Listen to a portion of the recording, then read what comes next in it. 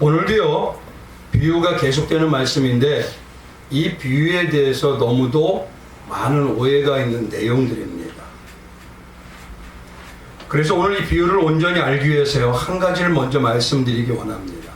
뭐냐면 성경에서요, 삼위 하나님을 다른 이름으로 대표적으로 부르는 게 무엇이냐면 바로 하나님은 사랑이시라라는 것입니다. 그래서 요한일서 4장 16절에 가보면요, 하나님이 우리를 사랑하시는 사랑을 우리가 알고 믿었노니 하나님은 사랑이시라. 사랑 안에 거하는 자는 하나님 안에 거하고 하나님도 그의 안에 거하시느니라 라고 말씀하십니다. 우리는 이 하나님의 사랑이나 말씀 때문에 많은 위로와 또 은혜도 받게 합니다. 근데 이 말씀에서 우리가 착각하는 게 한 가지가 있어요. 하나님은 사랑이시란 이 말씀은요, 사랑을 베풀고 사랑을 해서가 아니라 사랑 자체라는 것입니다. 하나님은 사랑 자체셔요. 그래서 이 말씀을 다르게 말하면 결국 뭐냐면 우리가 잘하고 잘 보이고 해서 사랑을 더 받는 거 아니고, 또 우리가 잘못 보이고 잘못하기 때문에 미움받는 그런 사랑이 아닙니다. 하나님은 그냥 사랑이시라라는 것입니다. 사랑 자체이기 때문에 성도인 저와 성도님들은요, 지금 사랑받고 있는 겁니다. 근데 우리가 착각하는 것이 뭐냐면요, 사랑하면 죄를 지어도 그대로 그냥 둬야 된다? 그냥 무조건 용서해야 된다? 무조건 나 있는 그대로 이해해 줘야 된다? 그걸 사랑이라고 착각하고 있습니다. 그게 사랑이 아닙니다.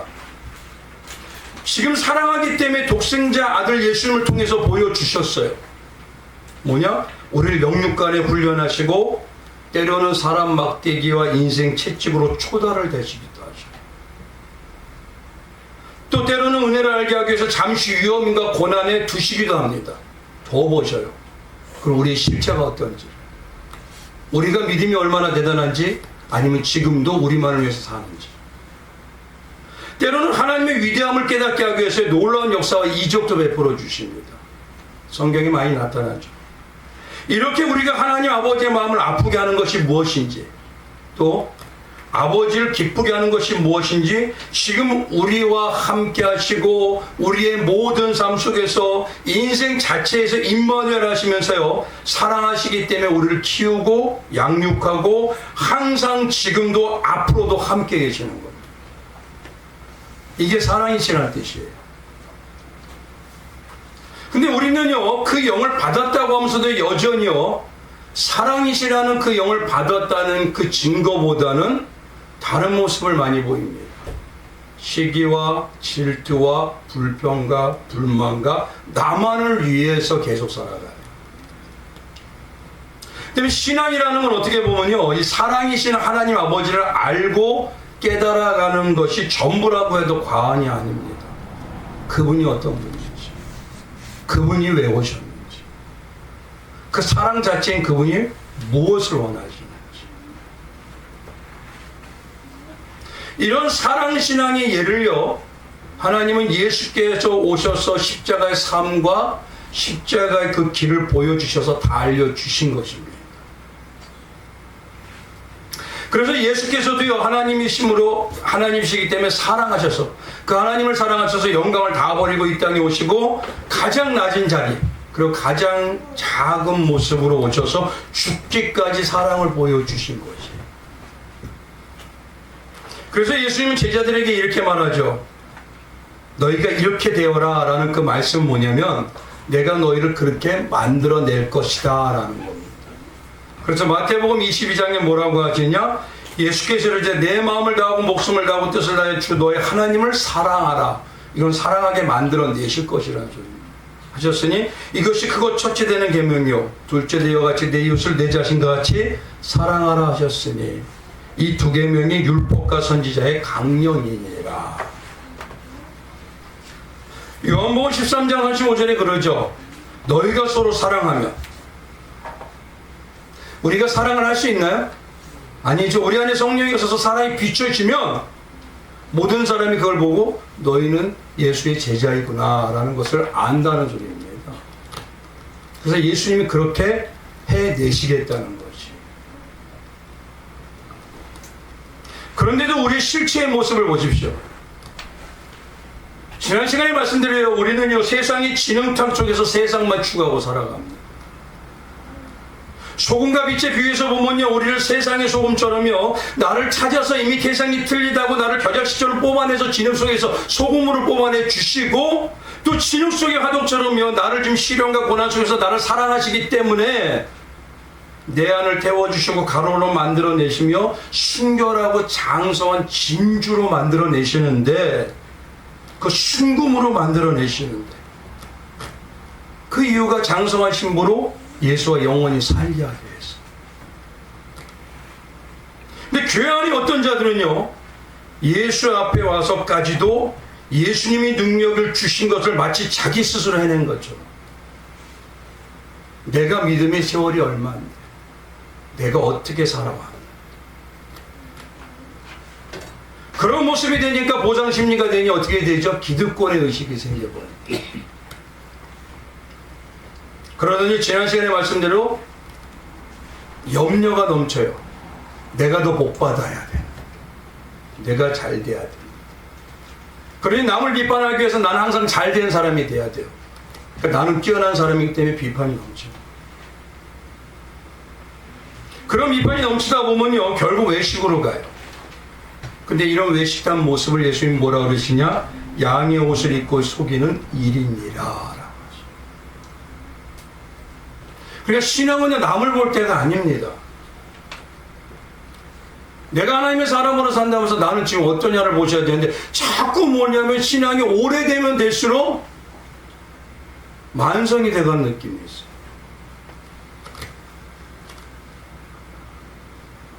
결국 양의 옷을 입고 속이는 일이라는 건요, 정통이라는 탈을 쓰고 뭐냐면 형제로 살아있고 있어요. 근데 숨어 있다는 소리입니다. 그들이 어떤 모습으로 가지고 있냐? 로마서 10장처럼요, 좋은 소식을 전하는 말인 복음으로, 예배소 6장처럼 복음의 신발을 신고 그것이 전부인 것처럼은 하고는 있지만, 문제는 성도 안에서 예수의 신부로서 영롱한 진주가 되고 장성한 신부가 되지 못하게 하기 위해 미래의 예수님을 소망하고 추구하지 못하게 합니다. 그래서 어디가 되죠? 이 땅만 보게만. 복음은 얘기하는데요, 땅이 중심이고, 복음은 얘기하는데 하늘의 것으로 풍성한 게 아니라 땅의 것으로 풍성한 걸 얘기해요.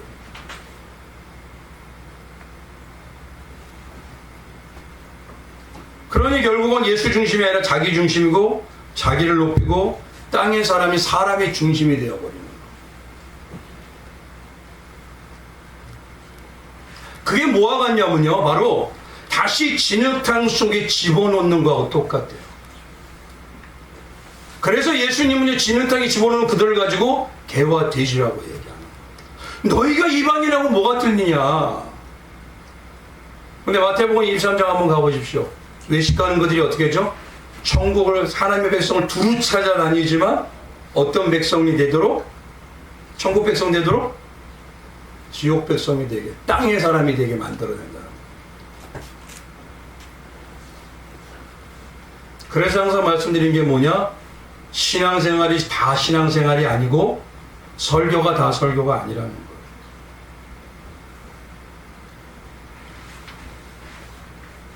근데 문제는 왜 이 말씀을 하시느냐? 예수님이 볼 때 알곡이라고 하는 성령 받은 우리가 이런 가라지의 영향을 너무 빨리 받더라는 거예요. 신앙이 10년이 돼도 여전히 연약하고 20년이 돼도 아직도 그래도 그대로라는 겁니다.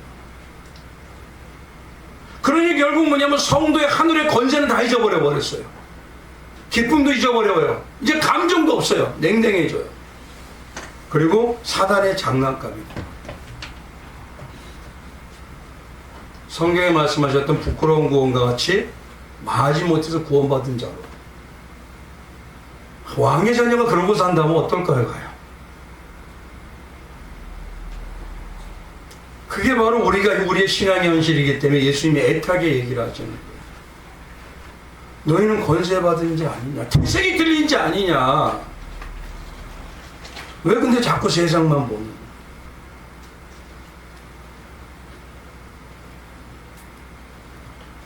그래서 예수님이 말씀하시는 게 가라지라는 그들이 거룩한 진주와 같은 신앙을 발로 밟는 모습이 어떤 것이냐? 진주가 가장 영롱한 값어치가 있는 부활의 그 소망을 하는 하늘을 못 보게 하는 겁니다. 근데 계시록에 있는 그들 보십시오. 예수님이 뭐라고 하죠? 내가 속결이라 주 예수여 어서 오시오. 오히려 근데 그런 성도를 하나님은 이 땅에서부터 천국 가고 살고 있어요. 이 땅에 벌써 천국의 삶을 살아요. 그런 천국의 삶을 살고 있다고 인정해 주시니 영육간의 축복으로 역사해 주시니.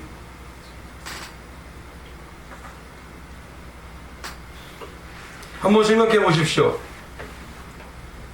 조개처럼요, 우리를 모래 아래 있는 진주처럼 고난과 시련을 자기 부인과 자기 이 상실의 십자가로 우리를 자꾸 양육해서 부활의 소망을 갖게 하는데, 이런 신앙의 모습을 갖고 있는 자들은 뭐냐면 출애굽기 때처럼요, 아무리 하나님이 얘기하시죠, 젖과 꿀이 흐르는 가나안 땅으로 갈 거야, 거기로 갈 거야, 선지자를 통해서 얘기하시고 모세를 통해서 얘기하고 모든 사람을 통해서 얘기하는데도 유대인들은 어떻습니까?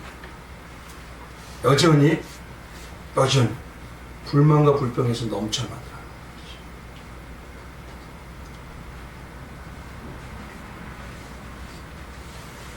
그러니 그 증거가 뭐냐? 이제는 하나님이 어떤 말씀을 하셔도 십자가 은혜를 얘기해도 감동이 없어요.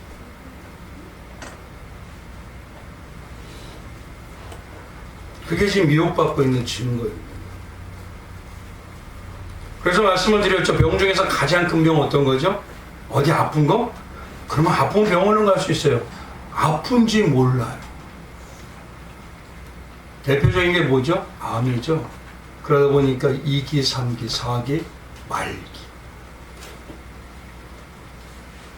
그러니 말씀으로 나를 자꾸 점검하지 않으면요, 나는 지금 잘한다고 착각하고 있어요. 이들처럼 남을 죽이고 있으면서, 남을 땅에 사로 자꾸 땅 진흙으로 밟아서 밀어놓고 있으면서 나는 잘하고 있어요. 나는 하나님 추구해요. 근데 마태복음 7장 22절에 그들처럼요, 너희 누구냐? 너희 도대체 누구니? 난 너희 같은 자를 자녀로 둔 적이 없는데. 그럴 수가 있는 자들이 있습니다.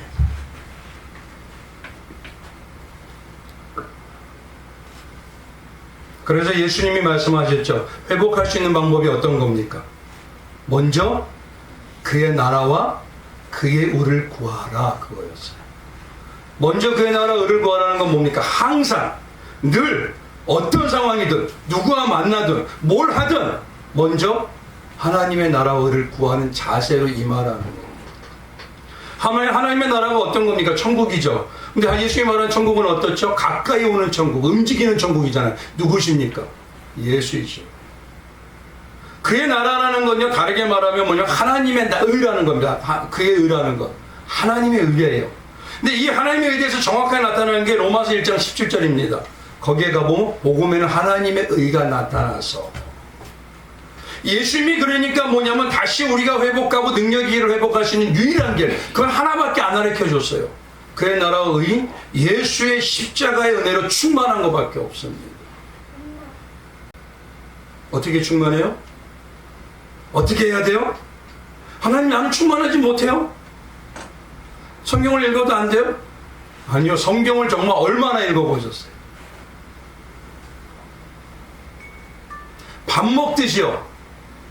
저희 애들이 가끔 뭐냐면요, 고기 할 때가 있어요. 월요일 아침에도 고기, 저녁에도 고기, 화요일에도 아침에도 고기, 저녁에도 고기. 저희는 어떻죠? 아주 늦게해서 기름기가 막 나오는 것 같아요. 그런데 안타까운 건 뭐예요? 그걸 보면서 제가 느낀 게, 말씀을 이렇게까지 내가 사모했다면, 말씀을 살아서 운동력이 있고 자회나서는 어떤 것보다 예리해야 되는데,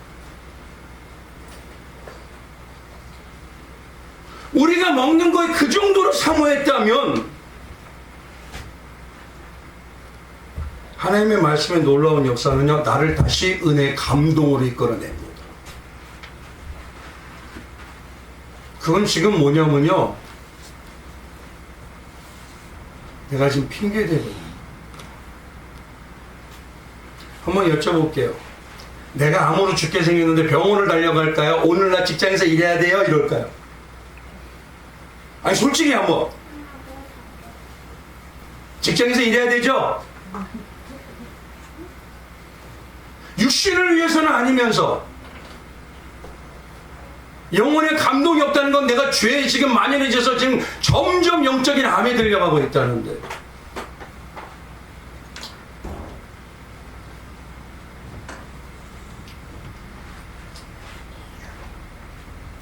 그 증거가 뭡니까? 주님, 내일 기도하실 때 내 자아 죽여주세요. 이게 많아요. 나 살려주세요. 채워주세요. 풍족하게 해주세요. 나를 다른 사람보다 성공하게 해주세요. 이게 많아요. 내가 죽어야 예수의 능력이 온다니까요. 그게 얼마나 안 되면 바울도 그런 얘기하죠. 나는 선한 싸움 다 싸우고 달려갈 길 다. 근데 그 바울도 그 정도였는데 우리는 조금만 나오면 난 잘하고 있어요. 기준이 어디죠 도대체?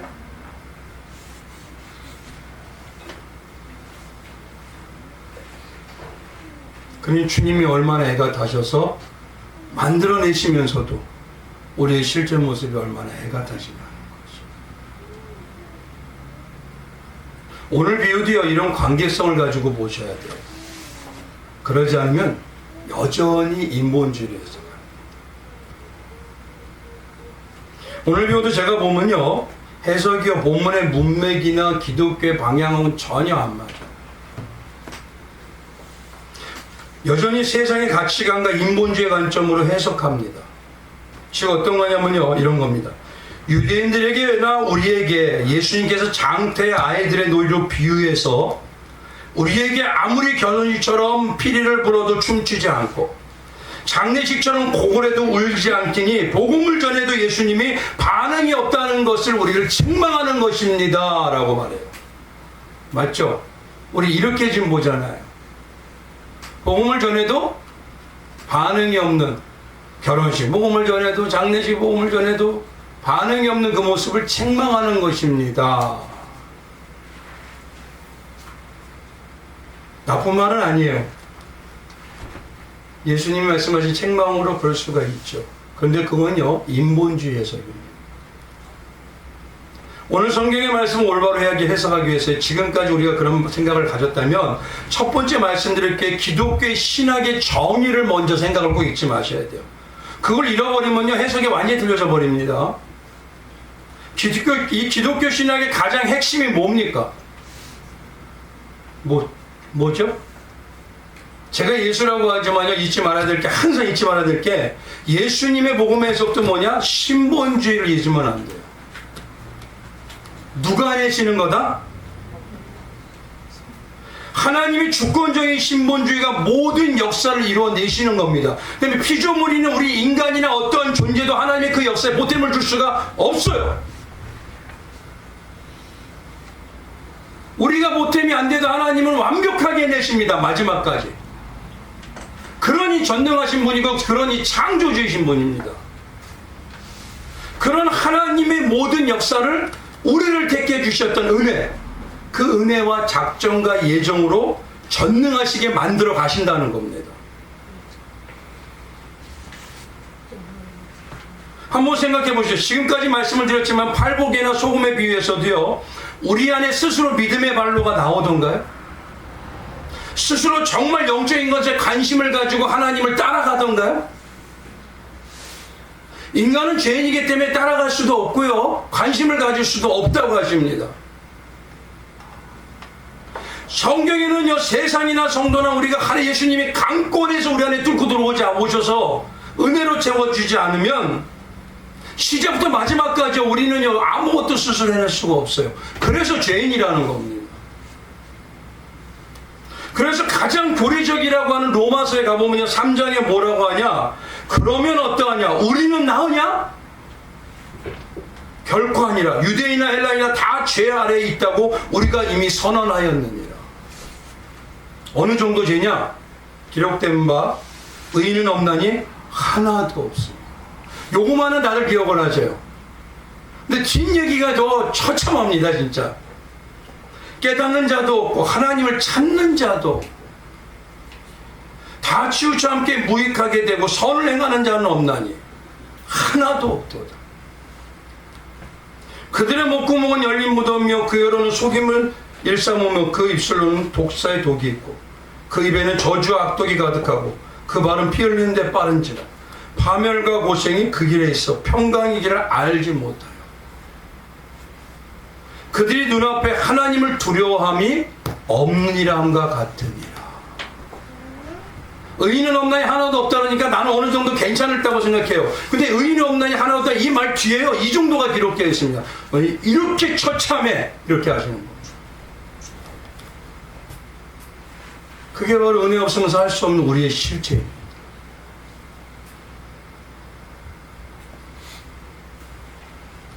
이 정도까지 얘기하면 성도님들이 뽕해요. 그래서 잘 안 하려고 합니다. 근데 안 해야 될까요? 아니요, 해야 돼요. 그러니 이런 우리는 아무것도 아니고 우리는 관심도 없는데 예수님이 뚫고 우리 안에 들어오시는 거예요. 그래서 구원도 알려주시고 은혜도 알려주시고 말씀으로 사랑하는 것도 알고 천국도 소망하게 되고 예수와 신령으로 사는 것까지도 우리가 바라보게 하시는 거예요.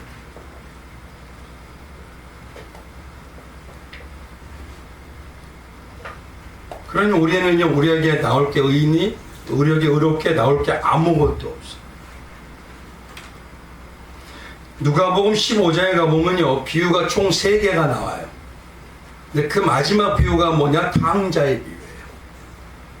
근데 앞에 비유가 2개가 있는데 하나가 뭐냐? 첫째가 잃은 양의 비유예요. 양 한 마리 잃어버려가지고 주인이 그 양을 찾기 위해서 온 들판을 다 다닙니다. 그리고 기뻐서 어깨에 메고 와 잔치하는 거잖아요. 두 번째는 뭐냐면 한 여인이요 변원 예물인 10드라크마에서 1드라크마를 잊어버려요. 그걸 온 집안을 이잡듯이 뒤져서 찾아요. 그럼 이 비유에서 가장 중요한 게 뭐냐면 그러고 난 다음에 하는 게 당자의 비유입니다. 그러면 세 비유가 같다는 내용이자는 소리라는 겁니까?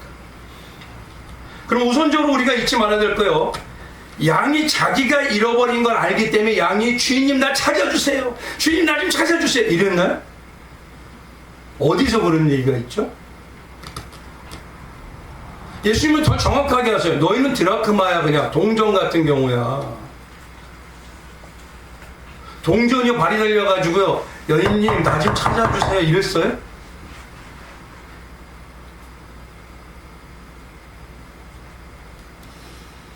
그런 말 써 있는 것이 한 군데도 없어요. 너희가 한 게 아니라 누가 하셨어요? 주인이 양을 찾아서 들판 다니. 주인인 여인인 그 드라크마나 살면서 온 가구를 다 집어내면서 하나 찾는. 전적인 은혜라는 소리입니다. 전적인 축복이고. 그래서 오늘 이 비유에도요. 우리가 만약에 예수님처럼 피리를 부르고 고걸 했는데도 반응이 없다. 이렇게 보면 우리가 스스로 반응이 있다는 거예요, 없다는 거예요. 우리가 할 수 있다는 소리예요, 그게요. 근데 성경은 그렇게 얘기하지 않아요. 지금 그 얘기가 아닙니다, 예수님은. 그러니까 만약에 예수님이 피리를 불고 고걸 했는데 스스로 반응해서 춤을 추고 애국을 한다. 그런 건 종교입니다. 근데 그렇게 해석을 하시더라고요. 예수님이 복음만 전하면 우리가 반응이 딱 나오네요. 반응이 나오게 하는 것도 누가 하셔요?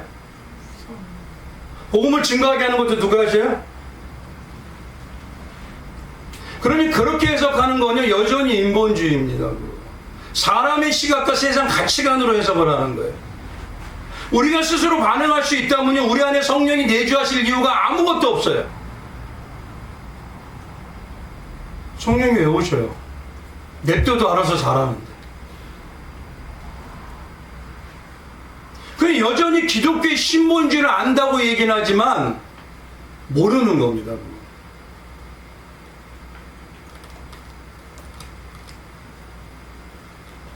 그래서 오늘 이 복음의 말씀에 우리가 먼저 깨달아야 될 게 뭐냐, 이 비유에서요. 장터의 아이들의 비유에서 뭘 하냐면 우리가 전적인 삼위 하나님의 은혜로 우리를 강권해서 들어오지 않으면 우리의 반응은 그냥 항상 똑같아요. 관심 없어요.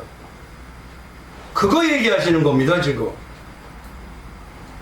뭘 해도 어떤 걸 해도 너희를 내가 그 안에 들어가서 반응하게 하지 않으면 아무것도 반응이 나올 게 없다. 그 얘기를 먼저 하시는 거예요. 이게 신본주의입니다. 성경을 이 신본주의로 바라보는데 시간이 너무 오래 걸려요. 왜요? 사단이 그걸 못하게 막기 때문에. 우리는 말을 안 해도 인본주의를 언제든지 볼 수 있어요. 세상 가치관을 가지고 보면은 다 보입니다. 근데 성경은요, 사람이 주인공이 아닙니다. 누가 주인공이죠? 하나님의 입장에서 기록하신 거예요. 그래, 내 안에서 하나님의 역사의 입장이 바뀌지 않으면 여전히 해석을 뭐냐면 우리가 반응 없기 때문에 책망하죠 그래요. 근데 그 내용이 아닙니다. 그냥 첫 번째 다 얘기하시는 거, 너희는 어떤 걸 해도 너희가 내가 해주지 않으면 아무 반응 없어.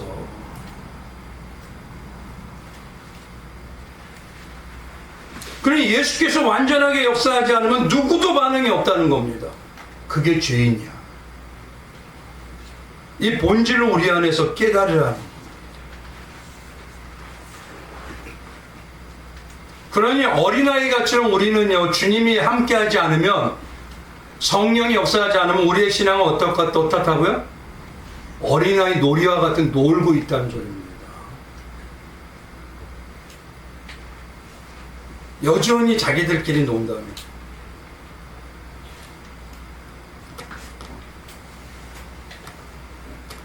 이런 우리의 실체를 먼저 보라고 얘기를 해주시는 게 바로 오늘 본문이에요.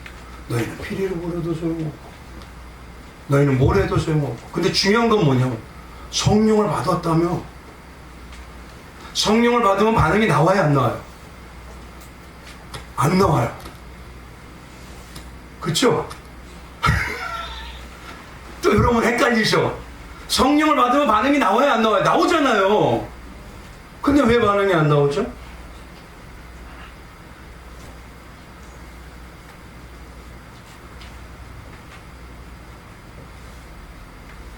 그러니 나에 대해서 깊이 생각해 보지 않으면 안 됩니다.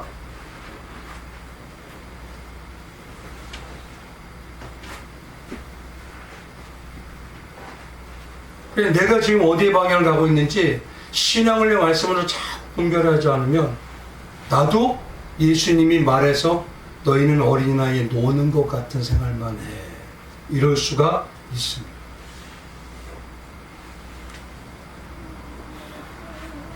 그러니 먼저 우리가 잊지 말아야 될 게, 왜 이걸 자꾸 얘기하냐?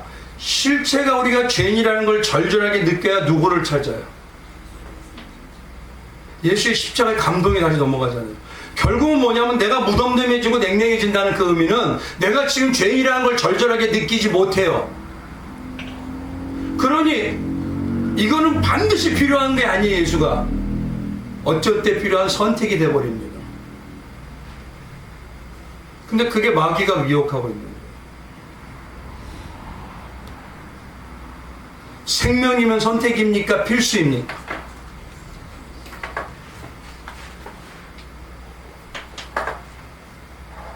그러니 우리를 먼저 보라는 겁니다. 너희는 이런 식이야.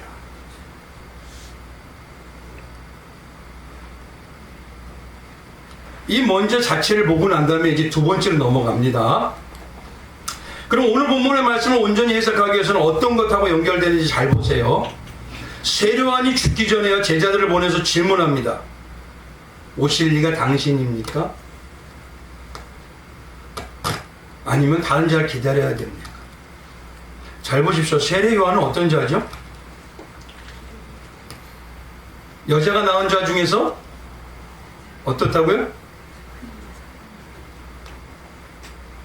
그리고 세례요한은 하나님의 예수님의 그 길을 먼저 예비하라고 그거를 정확하게 알고 움직이는 거예요.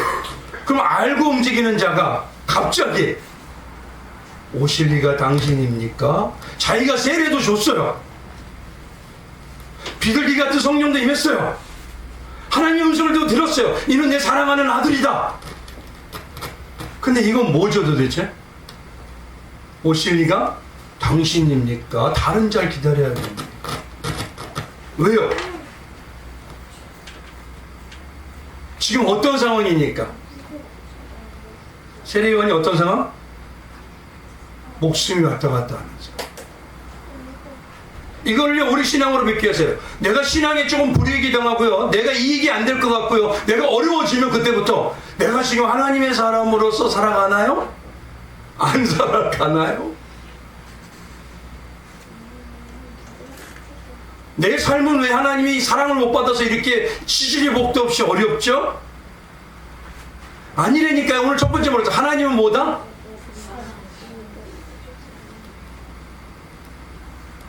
지금 하나님을 신본주로 믿는 거예요? 내 생각대로 인본주로 믿는 거예요? 우리가 어려움을 당해도 뭘 해도 어떻습니까? 나는 지금 뭐 받고 있는 사람이다? 사랑받고 있는 사람. 왜요? 예수의 장성한 신부로 만들기 위해서.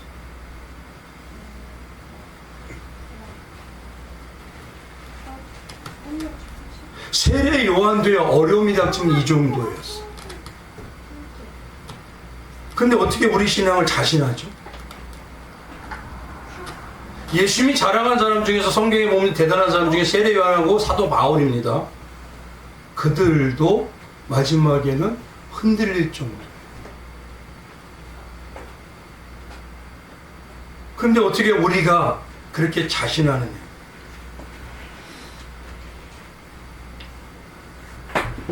그런 세례 요한의 질문을 두고요 보내고 나서 예수님이 하셨던 이 기적과 놀라운 걸 보고 너는 가서 전해라 라고 하시죠. 그러고 난 다음에 얘기하는 게 너희는 무엇을 보려고 나갔느냐라고 하시죠. 무엇을 보려고 나갔느냐라고 난 다음에 얘기를 하시고 난 다음에 갑자기 뜬금없이 장터에 놀이하는 아이들의 비유로 이 말씀을 넘어가느냐 이거예요. 그렇다면 뭔가가 그 내용하고 연결되기 때문에 예수님이 이 말씀을 하신 거 아닙니까? 그렇기 때문에 오늘 이 말씀을 온전히 이해하려면요 장터에 있는 아이들의 놀이에 대해서 알아야 돼요. 이제부터 좀 중요합니다. 이 놀이에 대해서 아는데 이들을 왜 놀이라고 하느냐? 앞에 한번 봐보십시오. 29절하고 30절.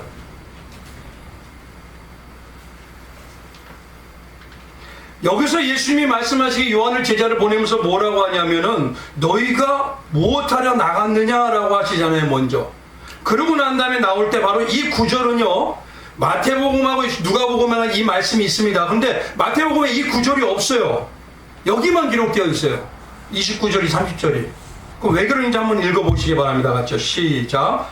모든 백성과 세리들은 이미 요한의 세례를 받은지라 이 말씀을 듣고 하나님의 의롭다 하되 바리새인과 율법 교사들은 그의 세례를 받지 아니하므로 그들 자신을 위한 하나님의 뜻을 저버리니라. 여기서 다들 뭐냐면요 모든 백성과 세리는 다 좋다고 생각하시는데 그게 아닙니다. 모든 백성이 보십시오. 세례를 정말 받았다면 세례받은 자로 예수를 구주로 믿고 예수를 따라와야 되잖아요. 근데 마지막에 어떻게 되죠? 백성들이요? 호산나 하다가 어떻게 해요? 죽여라! 이거잖아요. 여기서 말한 모든 백성과 세리는 뭐냐면요 세례를 받기만 하면 끝났다라고 생각하는 자들이에요. 나는 세례 받았으니까 하나님의 백성이야? 우리 교회에 올 때 잘 보십시오. 세례 받잖아요. 어떤 분은 난 세례 받았으면 됐어? 근데 여전히 삶은 안 바뀌어요. 세례 받았다면 세례 받은 자의 삶이 나와야 되잖아요. 바로 뭐냐면 이 부분들은 모든 백성이라고 기록한 이유는 뭐냐면 이들은 세례만 받으면 난 됐어 이 소리 한다는 사람입니다. 바리새인과 서기관들은 뭐냐면요 자기 의로 사는 자들이에요. 자기 의로. 율법교사들은 어떻습니까? 서기관들입니다. 여기서 그러니까 두 가지 사람을 다 보여주는 거예요. 인간은 누구나 뭐냐면 뭐합니까? 자기 생각대로 믿는다 이 소리 하는 거예요. 그래서 여기다가 너네는 어떠한 일이 있어도 죄인에서 벗어나지 못해 이걸 넣은 겁니다. 이제 이해가 좀 되시죠? 즉 뭐냐면 너희는 영적 현실이 아니라 자기 의로 산다는 건 어떻게 해요? 삶을 산다는 겁니까? 척하고 있다는 겁니까? 척이 뭐예요? 우리 전 예수님이 말한 거 놀고 있는 겁니다 지금. 어떤 자들은 세례만 받으면 돼. 그러면 내 마음대로 살아. 세례받았다는 건요 완전히 틀린 겁니다. 여기서 가만히 봐보십시오. 어떤 자들은 세례만 받았다고 하고 바리새인과 율법으로는 자기 의로 살아서 청만해요. 그래서 뭐냐면 여기서 했다는 일이 어디서입니까? 장터에서 이런 일이 했죠. 예수님이 장터라고 하잖아요. 이거를요 다르게 말하면요 시장이라고 합니다. 이게 시나 시크라고 해서 시장을 의미합니다. 근데 시장에서 주로 있었던 일이 어떤 일이냐? 그거를 여러 가지로 말씀하셔요. 마태복음 23장에 가보면 이렇습니다. 그들은요 7절 5절 6절 읽지만요 7절에 시장에서 문안받는 것과 사람에게 랍비라 칭함을 받는 것을 좋아하느니라. 지금 시장이라고 하면 어디를 얘기하는 거예요? 세상? 네. 랍비라고 하는 건 뭐냐면 우리를 잘 인도하신 좋으신 분, 나의 주인님과 같으신 분. 누구 의지하고 있다는 소리입니까? 예수님? 하나님? 사람이죠. 근데 문제는 이 시장에서 이들이 제일 많이 보였던 게 어떤 거냐? 세 가지를 잘 많이 보여요. 이들의 특징을 말하는 게 마태복음 6장입니다. 그들이 보였던 게 이 시장에서 주로 많이 했던 게 뭐냐? 첫째가 그러므로 마태복음 6장에 가면 그러므로 구제할 때 외식하는 자가 사람에게 영광을 받으려고 회당과 거리에서 하는 것 같이 너희 앞에 나팔을 불지 말라. 진실로 너희 이르노니 그들은 자기 상을 이미 받았느니라. 사람 회당과 거리에서 지금 두 가지를 다 같이 쓰고 있어요. 장터란 건 이걸 얘기하는 겁니다. 그럼 보십시오. 지금 그가 뭘 많이 해요? 구제하죠. 구제를 누구 때문에 해요? 또 5절에 가보면요 또 뭐라고 하느냐? 그들이 많이 하는 게 뭐예요?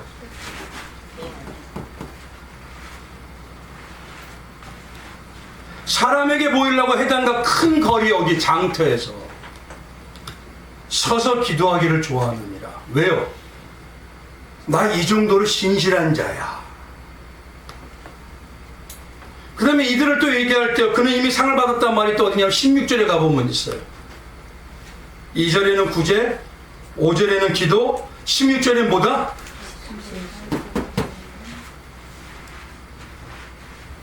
이제 이해가 되시죠? 제가 항상 전 시간에 말씀드려요. 세례와 뭐지 금식은 뭐다? 이제 그거 말씀 안 드립니다. 아마 한 10번은 가까이 하셨던 것 같아요. 지금도 기억 안 하시면 진짜 제 가슴이 찢어집니다.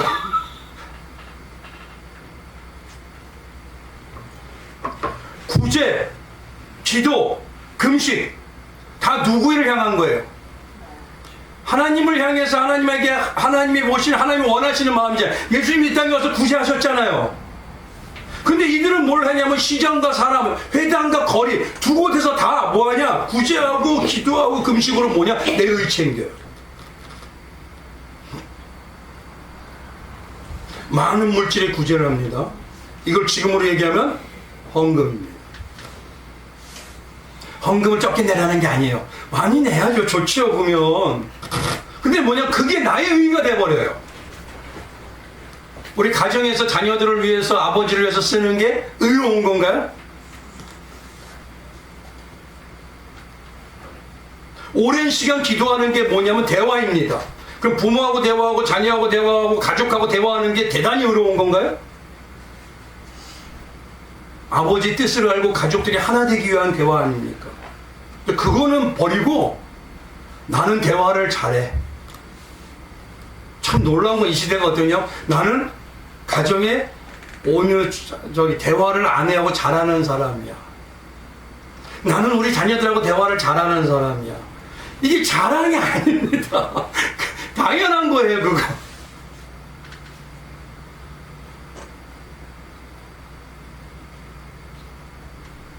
자주 하는 금식은 뭘까요? 금식이 어떤 의미라 했죠? 세상의 것을 끊고 영으로 살겠다는 그 다짐. 그 다짐이 특별한 건가요? 우리 항상 하잖아요. 주님, 나 오늘도 세상 끊고 영으로 살게 해주세요. 내일도 기도할 때도 하나님 나 끊고 영으로 살게 해주세요. 오늘도 고백하고 주님 나 오늘 사람 만날 때도 영으로 고백하게 해주세요. 이게 다짐이 특별한 건가요? 삶을 갖다가 뭐냐면요, 자기 의로움의 수단을 만들고 있다는 거예요.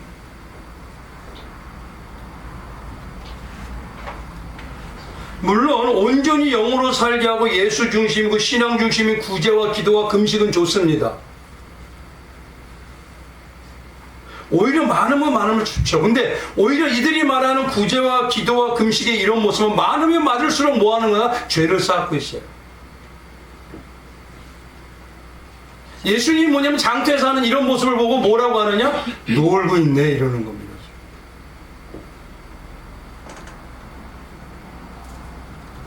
근데요, 유대인들이 지금이나 그때나 어떻습니까? 우리도 신앙생활을 수단으로 사용하잖아요. 그들은 얼마나 말씀드린 대로 금식을 많이 했으면요, 10월 금식, 4월 금식, 5월 금식, 7월 금식, 한 주일에 2번씩 금식, 그리고 금식도 점점 늘려요. 왜 그래요? 거리에서 장터에서 파리하게 보이면 저건 너무 신앙적이야.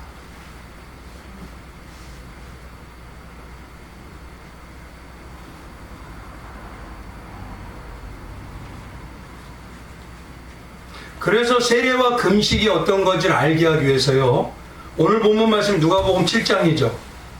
그렇죠? 근데 바로 누가복음 앞장에 가보면 점시간에 말씀드렸던 마태복음 4장에서 7장의 내용이 여기다 기록해 놓고 있어요. 6장 한번 가보시죠. 뭐가 나와있죠? 43절에 못된 열매 맺는 나무가 좋은 나무가 없고 또 좋은 열매 맺는 못된 나무가 없느니라. 이게 어디에 있던 말입니까? 누가복음 6장에 기록될 말이 아니에요. 이 사이에 많은 일이 있어요. 근데 이걸 다 빼버리고 이 말씀을 딱 갖다 붙여버려요. 이렇게. 너희 세례가 뭔지 아니? 금식이 뭔지 아니? 그거 너희가 하는 게 아니라 내가 하는 거야. 근데 너희는 그게 너희가 한다고 하고 있지만 모양은 금식과 세례이지만 여전히 너희 의를 찾잖아. 그래서 예수님이 말한 게 너희는 장터에서 노는 아이들과 같은 일을 하고 있어.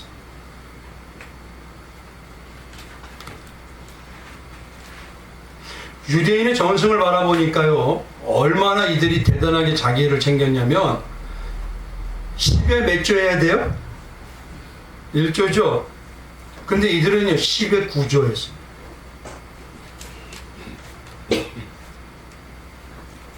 그리고 구제를 할 때 어느 정도였냐면요, 재산의 절반을 다 나눴어요. 진짜 길거리에서.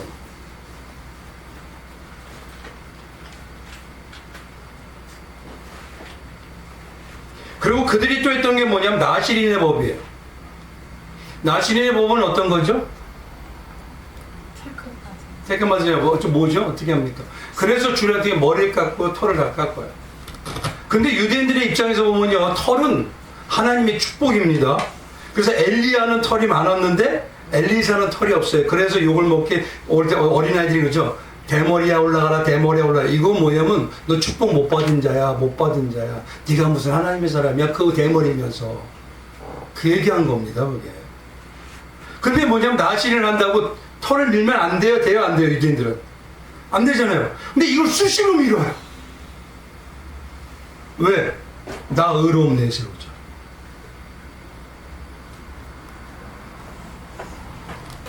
근데 구약에 있는 민수기 6장에 가보면 나시린의 법도요, 세례와 금식의 의미와 마찬가지입니다. 세상 죄를 끊고 나는 예수의 사람, 하나님의 사람으로 살겠다는 신앙 고백이 그겁니다, 바로. 근데 오히려 뭐냐면요, 영적인 이런 의미를 오히려 생각하기보다 세상 사람들에게 인정받고 존경받는 수단으로, 지금으로 얘기하면 예배 생활과 형식과 교회 생활을 그렇게 사용하고 있다.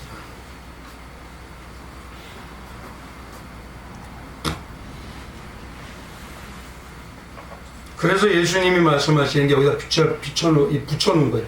너희는 장터에서 노는 어린아이다. 세례를 한번 얘기해 볼게요. 세례를요, 자주 말씀드리지만 세례는 뭐가 몇 가지죠? 2가지죠. 물세례와 성령 세례잖아요. 물세례를 받는 건 누가 하는 겁니까? 저 같은 목자가 하잖아요. 근데 뭐냐면 예수님은 오셔서 뭐냐면 성령과 불로 세례를 주신다고 하죠. 그럼 물 세례에서요, 우리는 어디로 가냐? 성령과 불 세례를 받은 자로 넘어가야 돼요. 그 세례를 받았다고 끝이 아니라 세례자의 삶을 살아내게 해야 되는 겁니다. 세례의 뜻은 뭐냐? 예수가 주인 되시고 예수와 한 분 되시고 예수와 하나 되고 그분의 십자가의 삶을 살겠다는 내 삶의 고백을 세례 형식으로 보인 거예요. 그러고 뭐냐면 나의 삶이 세례자의 삶으로 넘어가야 되는 겁니다. 이제 세상보다 누구를? 세상의 신랑으로 사는 것처럼 하면 나는 이제 예수를 신랑으로, 세상이 나의 주인 같으면 나는 이제 예수가 내 주인으로. 그래서 그런 주인으로 달려가는 세례 모습이 예수를 닮아가는 모습으로 나오는 거예요. 근데 이들은 어떻습니까? 방금 세례는 받았다고 해도 다시 여전히 세리의 모습으로, 유대인이라고 해도 다시 세상의 것을 추구하는 모습. 바리새인과 서기관들은 어떻습니까? 세례를 안 받든 그들 중에서 받은 사람들도 있어요. 근데 받아도 다시 자기 기득권을 찾아서 변화가 되던가요?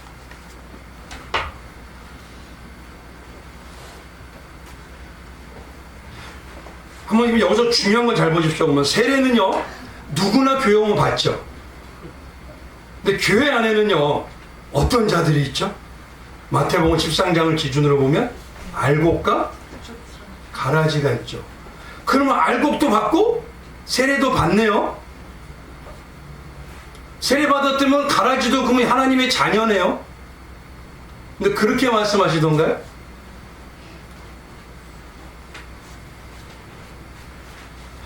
그래서 영적 실체를 보면요 교회는 누구나 세례를 받습니다. 근데 그 중에서 태생이 하나님의 백성이 성령 받은 자만 알곡으로 예수를 주인으로 신랑으로 모시고 살아요.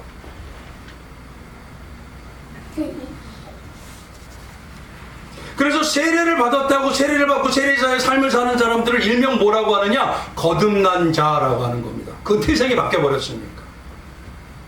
태생이 바뀌었다는 건 어떤 거예요? 이제 세상에 살지 않고 하나님으로 산다. 근데 이걸 일명 뭐냐? 예수와 혼인하고 사는 자. 세상과 혼인했으면 어떻습니까? 세상을 추구하고 살잖아요. 근데 예수와 혼인하고 살았으면 누구에게 잘 보이고 싶죠? 우리 집사님은 누구에게 잘 보이시고 싶죠? 계시잖아요.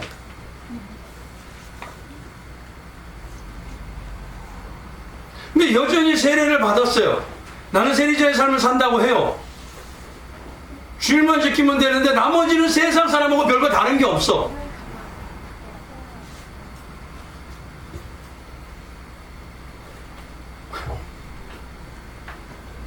오늘 그 얘기입니다. 지금 이게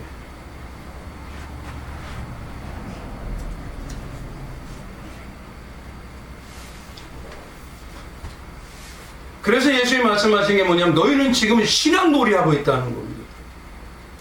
세례를 받으면 됐다 그러면서도 세례 나하고 함께하는 동행하는 신랑, 나의 신랑이라고 하면서 결혼한 사람은 살지도 않고,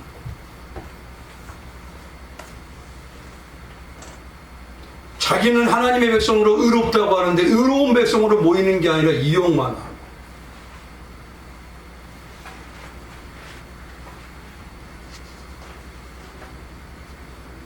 그래서 저는 여기서 딱 봤던 게 예수님이 그 얘기 하시는 것 같아요. 저를 봐더라도 백목사 너 왜 놀고 있냐.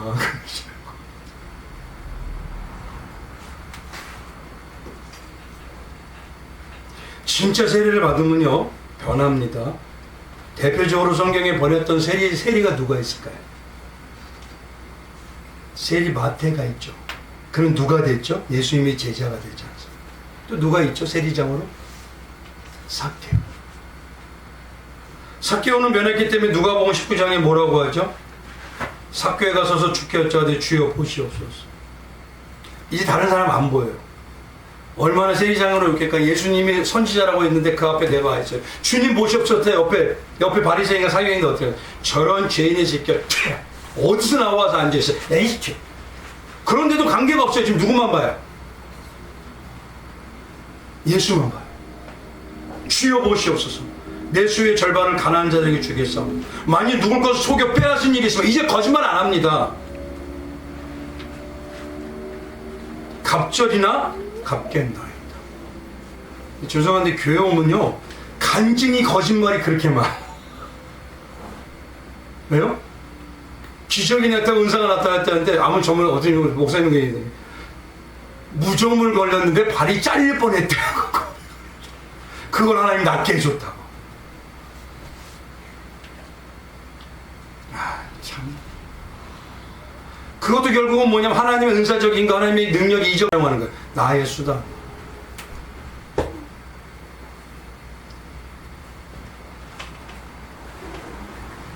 정말 변화되면요, 완전히 삶이 바뀝니다. 이게 세례받은 자와 세례받아서 그 삶으로 살아가는 성령 세례받은 자예요. 그 일명 그걸 거듭난 자라고 하죠.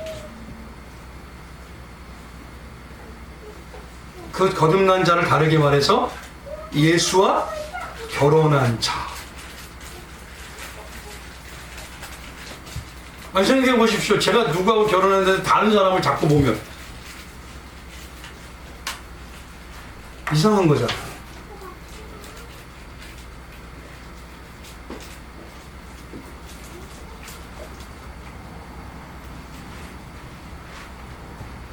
그래서 오늘 여기다 세례를 갖다 붙인 이유, 이걸 꼭 기억하셔야 돼요.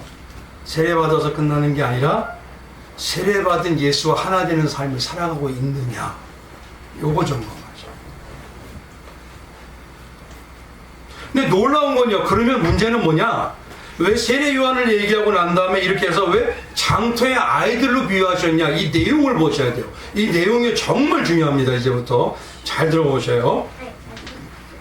이 아이들이 장터에서 놀이 중에서 가장 인기 있는 게 어떠냐면 결혼식 놀이와 장례식 놀이가 있었어요. 결혼식 놀이는 주로 사내 아이들이 합니다. 장례식 놀이는 주로 여자아이들이 좋아했어요. 근데 유대 지도자들은 신앙의 겉으로 보면요, 겉으로 볼 때 하나님의 사람처럼 결혼하는 것처럼 보여요. 장례라고 하는 건 뭐냐면요, 나를 자꾸 뭐냐면 없애는 것처럼 보여요. 근데 보이기만 그렇게 보이지 실제는 뭐예요? 나를 채우고 있는 겁니다.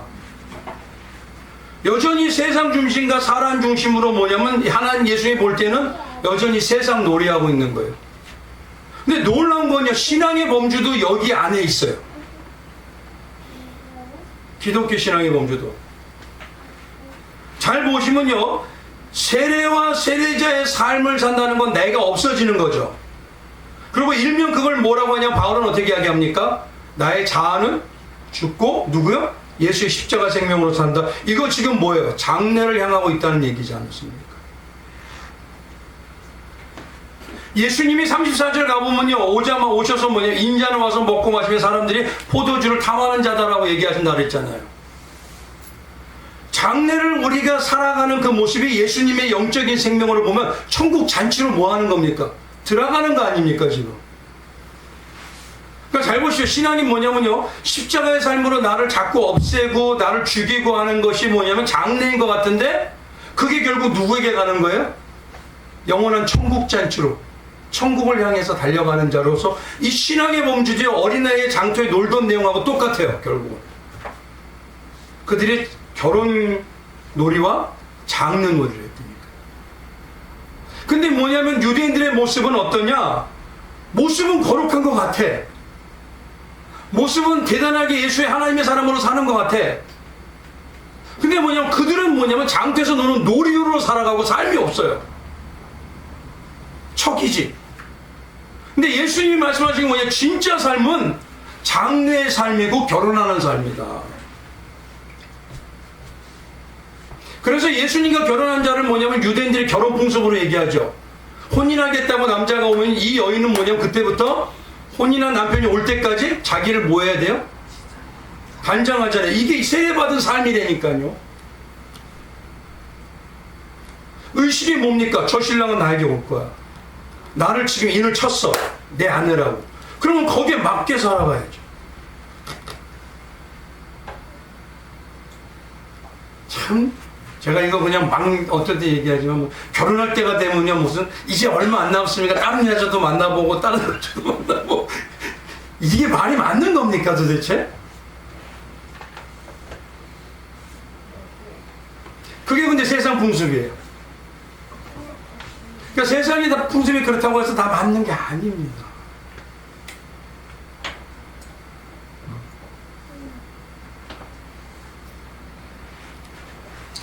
잘 보십시오. 결혼한 사람은 결혼한 사람의 모습으로 단장을 하고 신랑이 올 때까지 준비해야 돼요.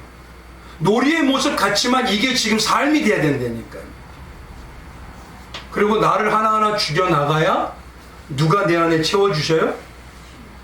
죽이는 것도 물론 예수님이 하십니다. 그러나 내가 겉으로 볼 때는 없어져야 되잖아요.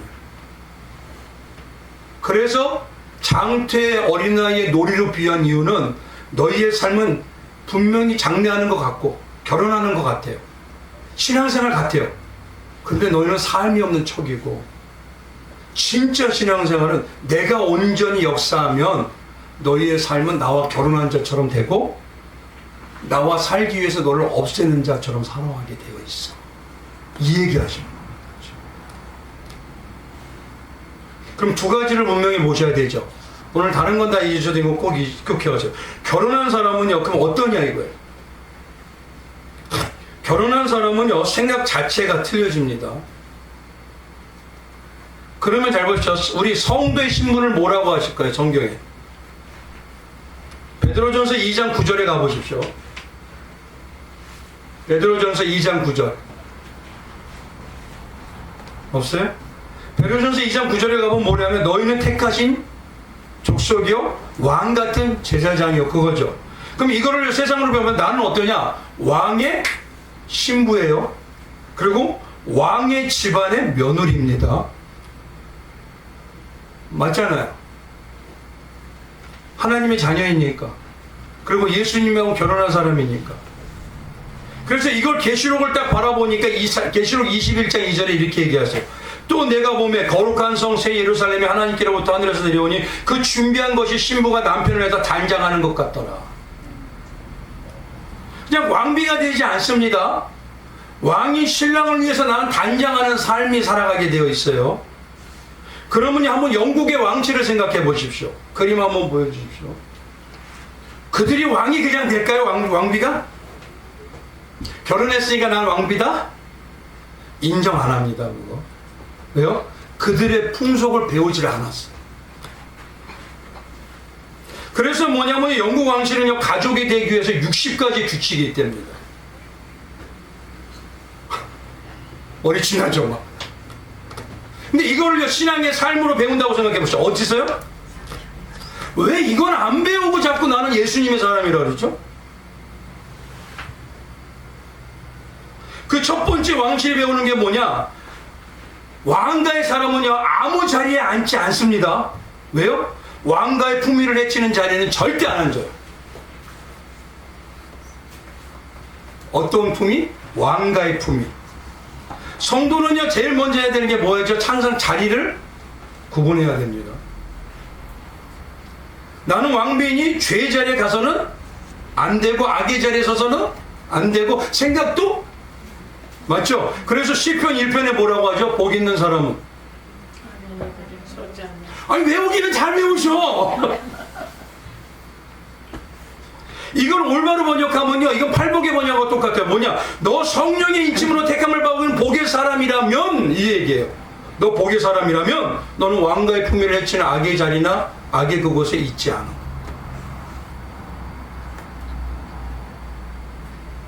맞죠? 내가 성령 받은 하나님의 백성이라면, 아니 내 집안을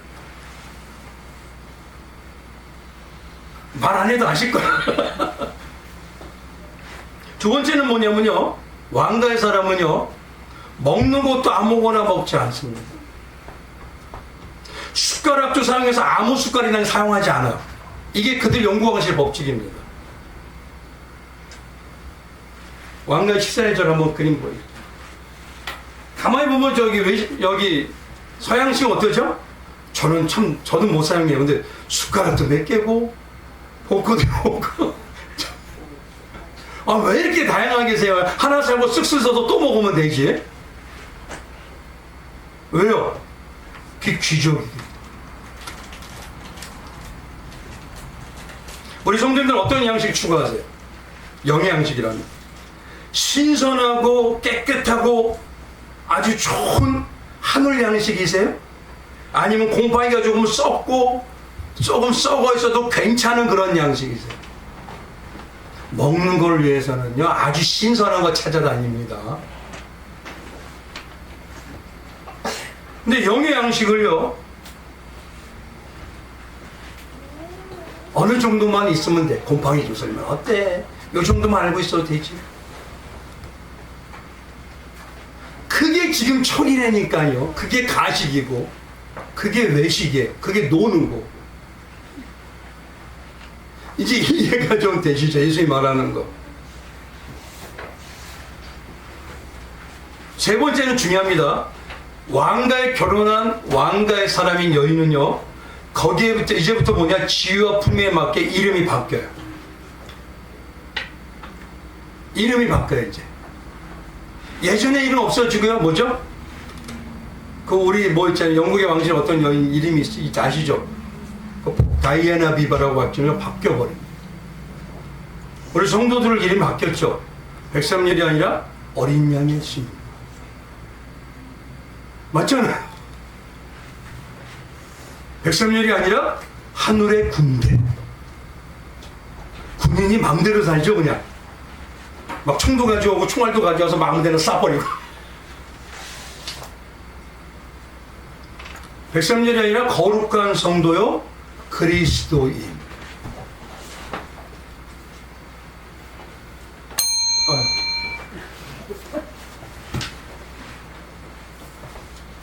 네 번째는 뭐냐면요, 왕가로 결혼한 왕의 집안의 여인은요, 이 뭐냐, 대화하는 것부터 배워요.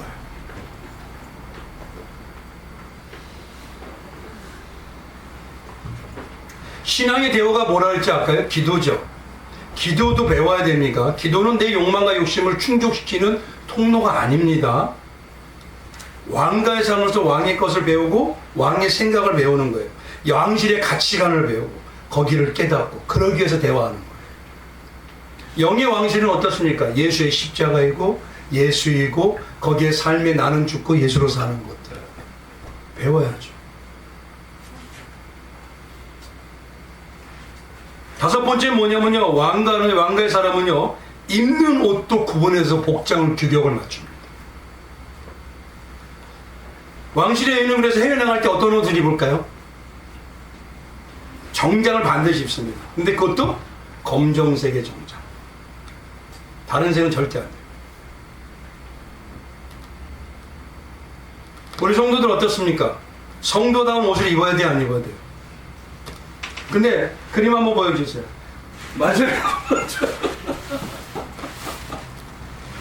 이게 젊은 사람이라고 그럴 수 있지만 쉽게 말하면요, 하나님의 백성답도록 최소한,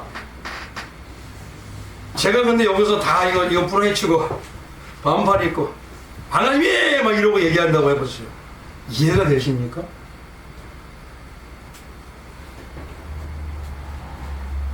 성도다운 옷을 입고 있어야 돼요. 가장 중요한 옷은 뭐죠? 예수 십자가의 옷을 입고 있어요. 여섯 번째, 왕가의 사람은요, 다른 사람이 나를 아무나 만지지 못하게 합니다. 한번 생각해보세요. 그 사람들은 아무나 만질 수 있나요? 절대 못 만져요. 어떤 사람이요? 자기들이 맞춰진 사람들끼리만. 근데 이걸 쉽게 말하면 이겁니다. 나의 영혼을 지키기 위해서요, 아무데나 가서 영향력 받지 않습니다. 이 사람 말 듣고 저 사람 말 듣고 하지 않아요. 절대. 누구 얘기? 예수 얘기. 누구 얘기? 말씀 얘기. 이런 식으로 가져야 될 왕가의 법칙이 60가지예요.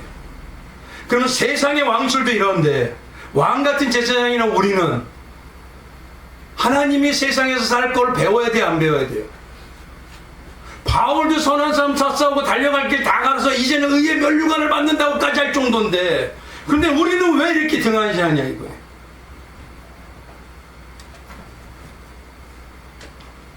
좋습니다. 이번 명절에 성경 읽으신 분, 명절에 기도하신 분,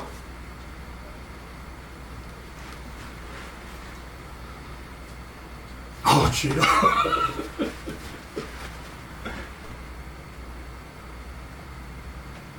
명절은 지나가지만요, 삶은 멈추면 안 돼요.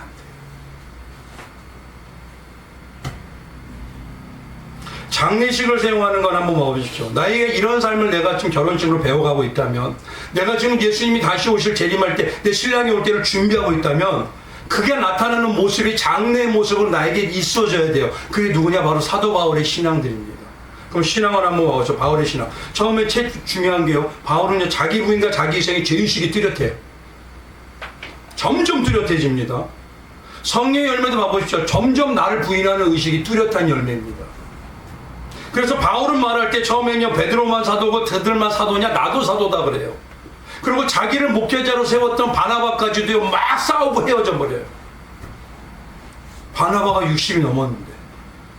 그런데 나중에는 어떻게 합니까? 내가 성도 중에 제일 작은 자, 사도 중에 제일 작은 자, 만삭되지 못한 자, 나는 죄인 중에 괴수. 하나님하고 우리만 알아요. 그렇죠? 내가 예전에 죄의식이 지금보다 더 예전에보다 지금 깊어지셨어요? 아니면 여전하십니까? 내가 죄의식이 깊어졌다면요, 남을 가지고 판단하고 정죄할 수가 없어요. 나도 예전에 그랬는데. 조금 부족한 모습을 보일 때, 에이, 이게 아닙니다. 그럴 수 있어. 두 번째는 뭡니까? 그가 십자가의 자랑을 하는데 어떤 십자가를 자랑을 해요? 나를 살리는 십자가? 나를 채워주는 십자가? 그럼 그렇게 이야기하자. 우리 주 예수 그리스도의 십자가에 결코 자랑할 것이 없이 나를 십자가에 못 박게 하시고, 그게 갈라디아서 6장입니다. 못 박은 십자가 자랑이.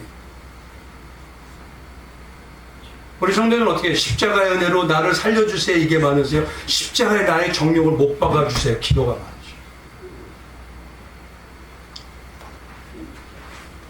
점점 세 번째는 뭐가 있냐면요, 그는요 나타나는 게 뭐냐, 모든 것이 다 배설물이 되어버렸어요. 세상의 부요만 배설물이 아닙니다. 바울은요 신앙 안에서 나를 높이는 것들까지 다 배설물이에요. 그래서 그는요 실제로 보면요 다소에서 어마어마한 부자입니다. 선주로.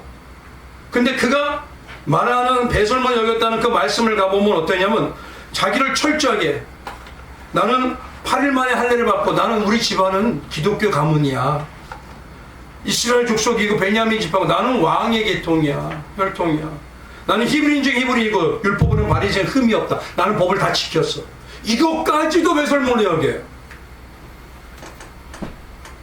근데 기독교에 있는 성도들은 어떻게 되냐면, 세상에서 끊었으니까 교회 안에서 나를 살려주세요.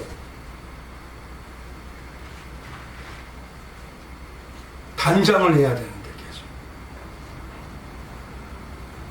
마지막에 나왔던 바울의 신앙은요, 자족이 넘어갑니다.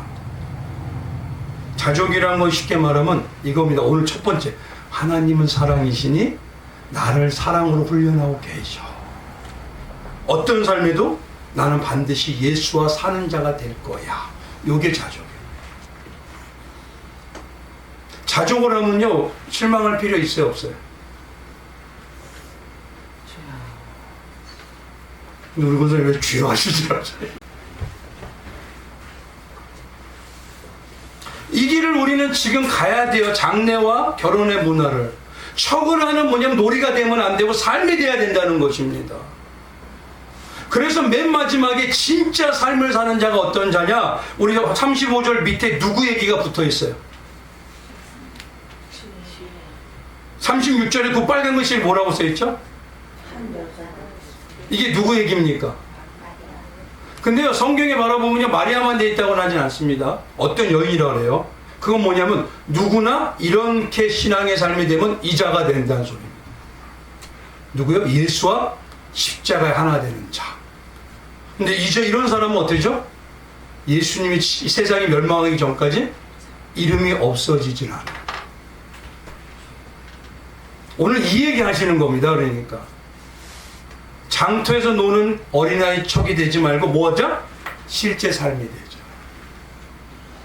예수님과 결혼한 실제 삶, 예수님을 위해서 내 자신을 단장하는 장래의 삶, 그 두 삶이 이루어지기를 바라는 거예요. 그래서 정말 예수님이 함께한 성도는 결국 36절에 이 여인처럼 자기 것을 드리는 자가 되는 거예요. 그래서 여기다가 이 얘기를 붙여놓으신 겁니다. 원래 이 얘기는 다른 복음에 가면요 한참 다른 데가 있어요. 지금 이제 말씀을 딱 마칠게요. 예수님이 말씀하시는 장터에서 노는 어린아이 같다는 건 신앙이 뭐가 되면 안 된다? 척이 되고 포장이 되면 안 된다는 거예요. 그렇게 되면 유대인들과 같이 돼요. 어떻게 되냐? 세례받으면 끝났어요? 의롭게 살면 끝났어요. 근데 그게 의롭게 산다고 되는 게 아니라 의롭게 사는 게 어느 방향이냐 이거예요. 나를 위해서 방향? 나의 의로움을 위해서 방향? 그건 아무 의미가 없어요. 그건 놀이하고 같다는 겁니다.